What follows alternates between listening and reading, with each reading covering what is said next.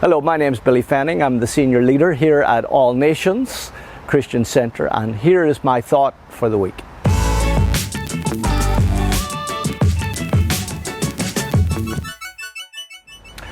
One of my favorite verses in the Old Testament is found in Proverbs chapter 3.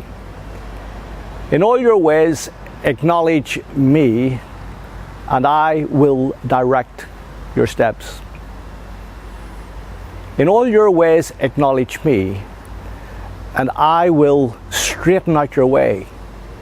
Maybe your way seems a little bit rugged at present, maybe it's up and down, but God makes a promise, and when we acknowledge Him, He will straighten out our way. And so there is our hope. Our hope is in the living God, who's not distant, who's not aloof from our problems or the circumstances in our lives. He's very much involved. But there's a condition there. In all your ways acknowledge. And the word acknowledge is an interesting word because it's the Hebrew word yada. Everywhere else in the Old Testament, it's known as the word know. We read in Genesis that Adam knew Eve and she conceived.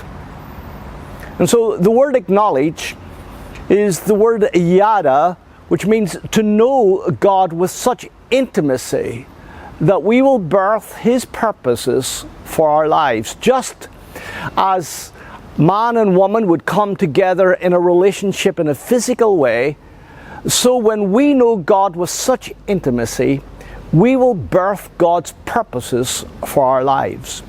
And that must be our goal and our destiny and our purpose, in that in all our days, we will fulfill His will for our lives.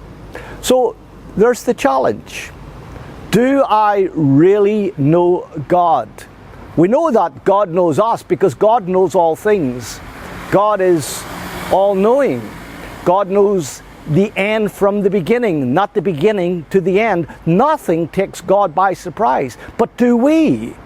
Do we really know God, and do we acknowledge God? God's desire for our hearts is that we would know Him with such intimacy, just as Adam knew Eve and she conceived, that we would know God with such intimacy that we would birth the purposes of God in our lives. And for that to happen, we must be available. Just as Isaiah said, "Here am I, send me." There must be availability in our relationship with God. There must be intimacy in our relationship with God. And I do believe there must be humility in our relationship with God, because God resists the proud, but He gives grace to the humble. And I pray that we will understand grace, that we will humble ourselves before God, and we will acknowledge our God every day. And in doing so, we may just come to birth His purpose for our lives. God bless you.